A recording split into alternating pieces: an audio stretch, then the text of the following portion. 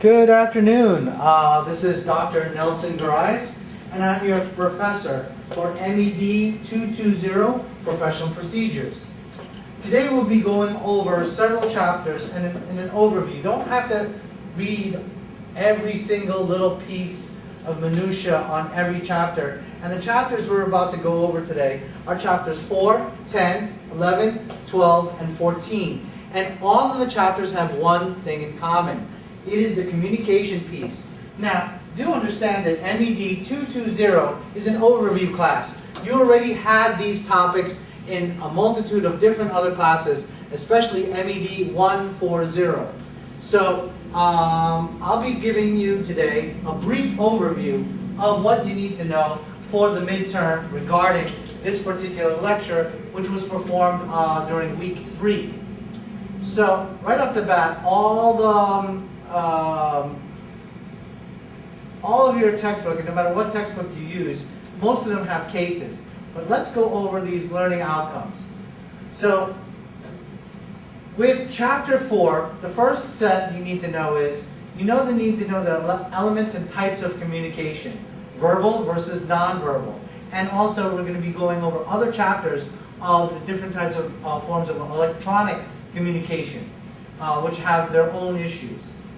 And remember a lot of this stuff from your PSY 110 class regarding communication and behavioral needs, positive versus negative communication, models and ways to improve your listening and interpersonal skills, assertiveness versus aggression. You don't want to be aggressive, you want to be assertive, and therapeutic communication skills, and usually within the realm of trying to help calm your patient down, whether they be agitated, angry, or just downright scared. So let's, and lastly, positive communication, not only with your patients, but with your staff around you. There's ways to say things and ask for things nicely versus aggressively.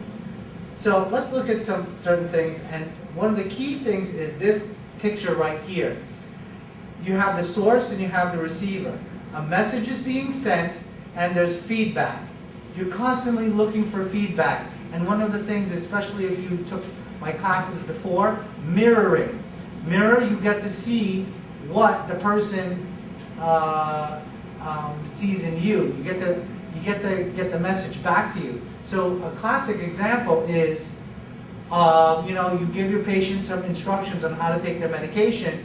Well, you should be able to ask your patient, before you let them go, hey, can you repeat back what you just said to me? If they're unable, that means there's some noise here. Or the feedback could be, maybe I'm not getting the message clear enough. So that's the communication cycle. And there are some examples of that in your textbook. And remember, noise is anything that can get in the way of message or the feedback. It could be language barrier. It could be generational or age barrier. Okay? It could be just simply attitude. You ever try to talk to somebody who's not listening or not open to listening? There's a lot of noise there, and it's going to ruin the level of feedback that you get and your intended message from the source to the receiver. And remember, the source and the receiver, they interchange. And that's the communication cycle. Now, what are the human and behavioral needs? We already talked about the developmental stages in other classes. And some of the classic ones you'll see on some exams is trust versus mistrust, autonomy versus shame, initiative versus guilt, industry versus inferiority, so on and so forth. And the big thing that we had was this Maslow's triangle. You've seen that on other classes. Know your levels. You have a physiologic level, a safety level, a love and belonging level, esteem, and then if all of that is working, you got self-actualization. So self-actualization is a beautiful, all of the above question. Another question I like to ask is, what belongs in physiologic? Breathing, food, water, sex, sleep. What belongs in safety? Not only security of your own body, but how about resources and employment? That's why we're all going to school, so we can be secure and have good money for our future, especially when we get older. Love and belonging. You need friends. You need family. They annoy you, but you need these things. Esteem. You need somebody to pat you on the back. You need somebody to recognize that you do good work. And last but not least, the self-actualization portion, that's when everything's all working. Now, a human being can be in any one of these stages. A human being could be in trouble in any one of these stages. And the reason why physiologic is on the bottom, because if you can't even deal with breathing, food, water, what use is safety, love, belonging, and esteem? It means nothing when you don't have anything to eat. So that's Maslow's triangle. There are different types of communication, both positive and negative. And there are different examples of it. And right here in your textbook, smiling, speaking slowly, speaking clearly. Also negative, mumbling, being sharp, meaning you talk too fast or too short. You don't elaborate. You avoid the eye contact. These are not good things. Nonverbal communication. Body language is big. Facial expression, eye contact, posture. Open versus the closed posture. If somebody has an open posture, they're looking at you directly and they're opening up to you. If they have a closed posture, they could be looking sideways, or an example that I gave in class last week was, you're talking to the patient and you're writing something down and you're not looking up to see them. You're not looking up for them to see your face. And of course, personal space. Remember, the best way to measure personal space is you should not be any closer than arm's length. Okay? Listening skills. We have to get through this. Passive and versus active. Many times you guys fall asleep in my class because yes, the lecture may be boring. Yes, you probably didn't have enough sleep. Yes, you wish you could be doing other things. But a way to conquer all that is through active listening. And there's bullet points here. Prepare to listen. Relax and listen attentively. Ask yourself, what's important? Why did he say that? Was the example valid? Should I say something?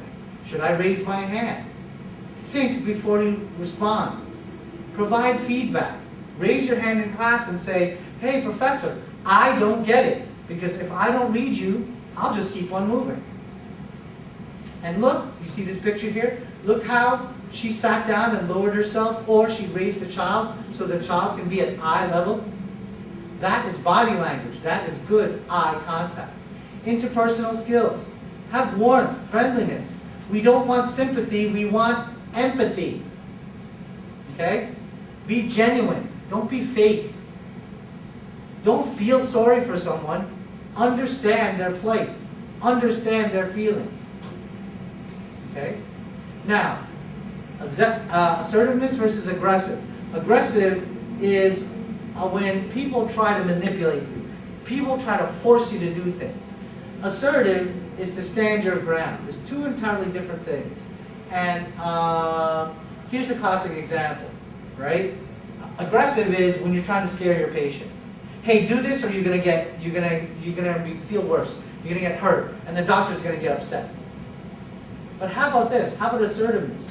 Being open and honest and saying, honestly, you don't take the medication, there's a very good chance you're going to get sick. I don't want you to get sick. I want you to get healthy, and healthy fast. So please, listen to the instructions that I'm giving you. That is more assertive, instead of letting your patient walk all over you. Okay? Now, that's pretty much Chapter 4 in a nutshell.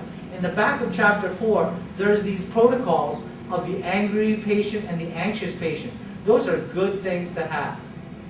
They're all the way here in the back. Also, this is a nice thing too. The 5 Kubler-Ross stages of death and dying.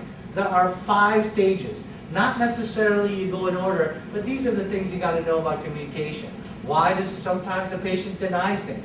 Why is the patient angry at you? Why is the patient trying to bargain with you regarding the meds? Hey, I can't take all these pills now, but what if I take one now and then one later? They're trying to cope with it. Some of them get really depressed and then don't take their meds at all. Okay? And finally, hopefully, if the patient gets through all of these stages, which by the way don't have to happen in chronological order, that's acceptance. The acceptance that something bad or that you will die. Okay? Because that's a hard thing. Communication with coworkers, you're not going to be best friends, but you have to develop a rapport. And those are the items that we talked about earlier. It's the same thing with your dealing with conflict with your patient and dealing with conflict within your office. The function, your function, is to remove emotion from the equation and do what? Decrease the level of emotion and reaction. That is your function in your office. And that's how you're going to get by dealing with conflict. Alrighty, let's now go to chapters 10 and 11. And that's not chapter 2. I want to go to, let's see if it's in, nope, it's in section 3, or unit 3. It's under communication. So let's go through 10, and then through 11.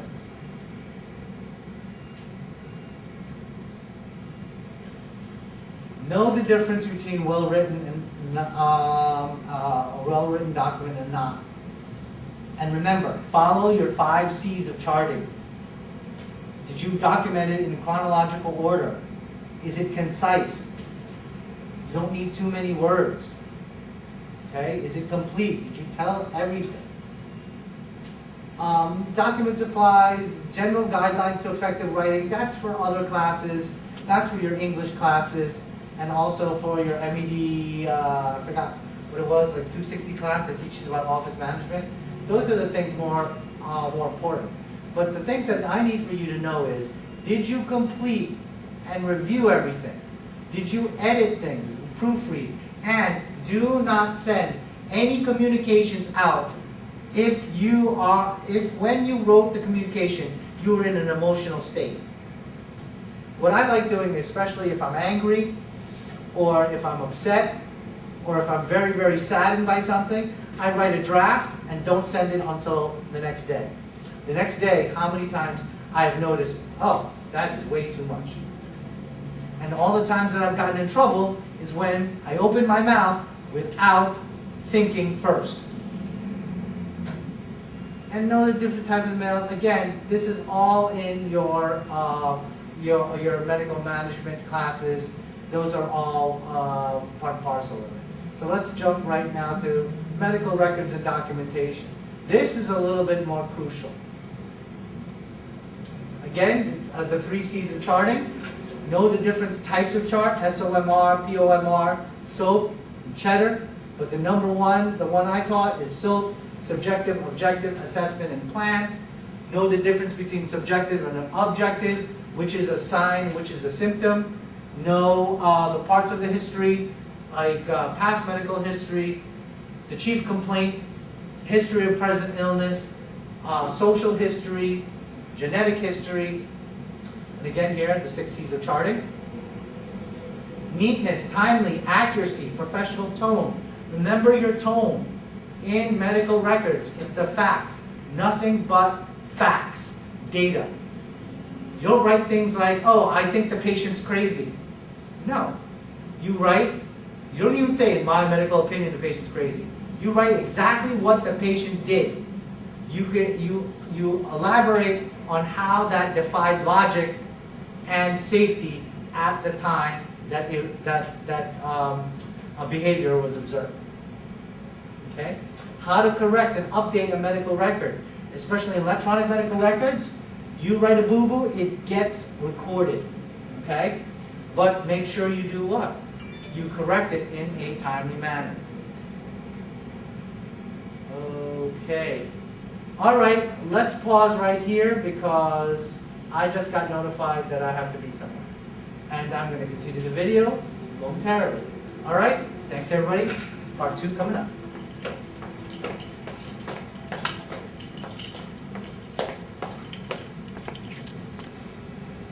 All right, and we're back. Part 2. This is Dr. Garais for MED220. Let me see, might have some difficulty with the screen. Okay, it should be coming up shortly. But the next chapter we're going to be looking at is chapter 12, and that is in regards to electronic health records. Now, let's look at some of the things that are in this. We're going to be talking about the mistakes, EHR versus EMR, meaning the concept of meaningful use, and advantages and disadvantages of electronic health records, and some of the capabilities of electronic health record software. And again, this is on your textbook, chapter 12, but some of the textbooks the numbers are out of order, and if you have a different kind of textbook, just look over the overall overview of the outcomes that we're discussing right here. So let's get right to it. Electronic medical records versus electronic health records. Electronic medical record, or EMR, is your particular set of data for a particular office. Now, if you've been seen by more than one place, that's your electronic health record. Electronic medical record is the one that's only in a certain place. So let's give an example. See this patient right here, Nancy Evans. Let's see this patient here, Nancy Evans. She originally went to Inova Healthcare. She went to Inova Healthcare, was seen. She will have a chart from Inova Healthcare.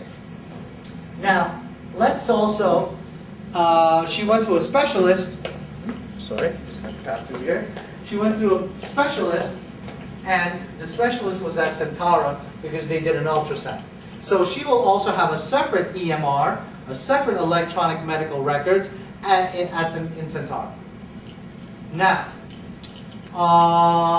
what is her electronic health record? Her electronic health record is the combined data from Centara and Inova.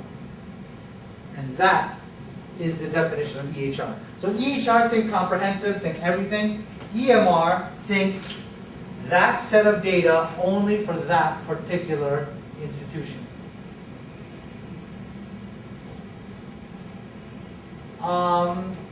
Who owns the record? We now know that the EHR is owned and managed by the facility. Legal documents are owned and regulated by the state federal laws. Information access, your patient can get access by filling out the proper paperwork, but in all intents and purposes, it is the federal government and the provider of the facilities that are responsible. Okay? And data entry is by whoever put it in. Professionals. That's why everyone needs to get training. Okay? And that's a nice,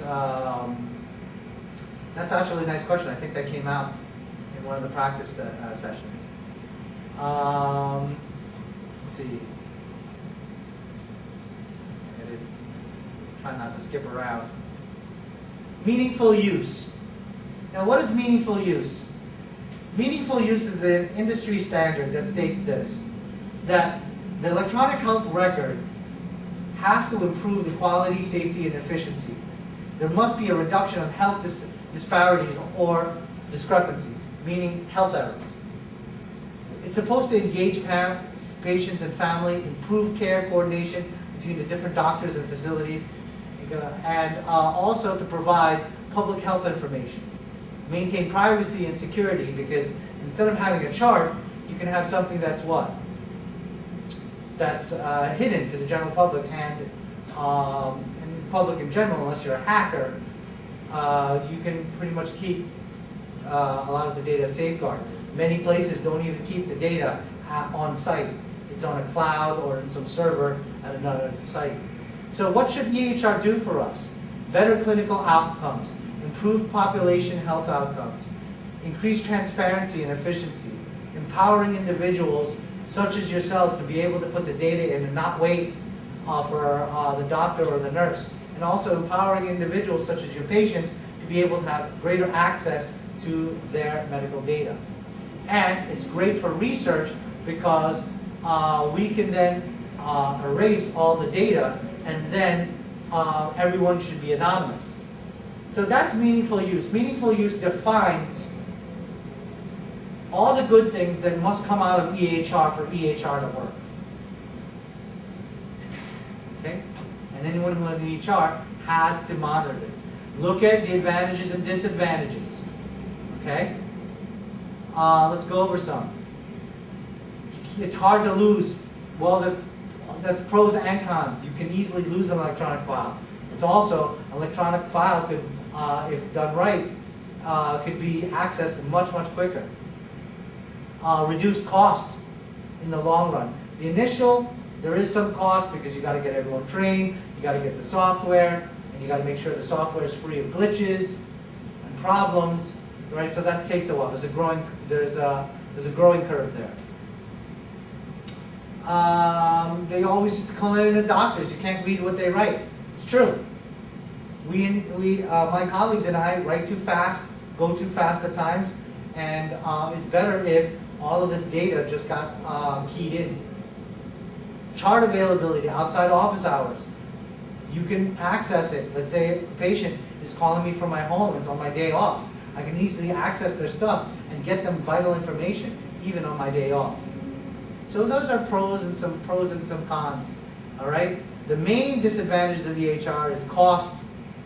But the high-tech program in the United States government, federal government, gave incentives to facilities, and also in the form of tax breaks because of the cost.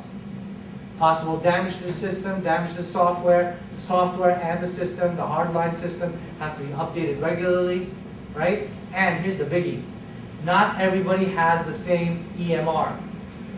Stratford will have our own, Strader will have their own, and Inova will have their own. Everyone who has a medical facility will have their own EMR.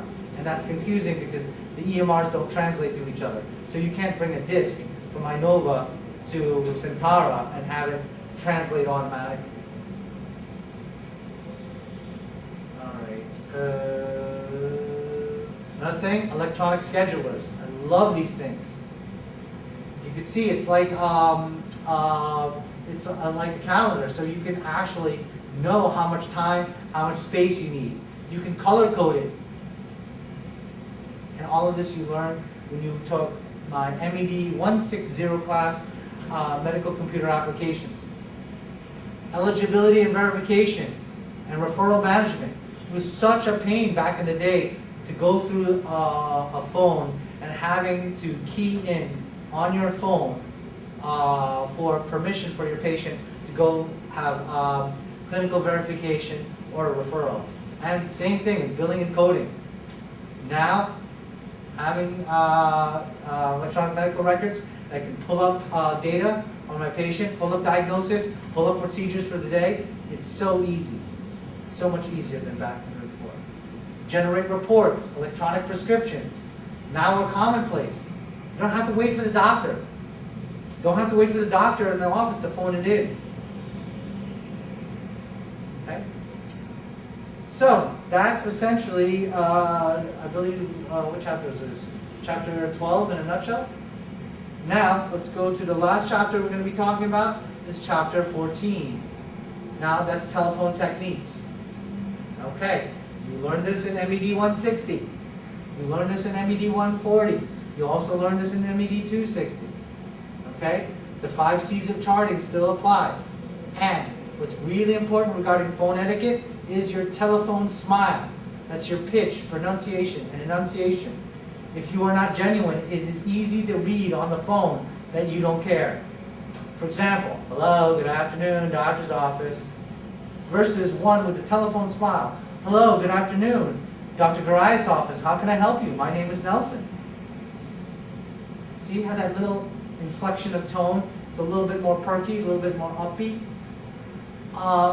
Purpose of routing calls and triage, handling different types of calls, who to hand it over to. Okay? How to deal with automated voice items. Press 2 for appointments, press 1 for appointments, that kind of thing. It's annoying. answering services. How many times I've gotten totally the exact opposite from an answer service. And all the rest of this is explanatory, self-explanatory. So just read through the telephone etiquette, your telephone voice, and in my lecture also known as the telephone smile. Okay? Your pitch, how high or how low your voice is. The speed, pronunciation, enunciation. Pronunciation, saying the words correctly. Enunciation, clear and distinct speaking versus mumbling. Your tone. Since you're not face-to-face, you have to sound like you're truly genuine, even if you're maybe not having the best day. How do people put on hold? Don't let them on hold forever. It's annoying. And you never know, that could be good business for you. Okay? So pretty much, that's it. Chapters 4, 10, 11, 12, and 14. Little bits and pieces. More of an overview. So if you have any more questions, kindly give a call to me, Dr. Garais. My cell phone, 201-294-2504, which may or may not be on the syllabus. But shoot me an email. I'll definitely get that stuff out to you. And thank you very much. And I'll see you guys next week. Well, to make a difference. It doesn't have to be all about the students all the time.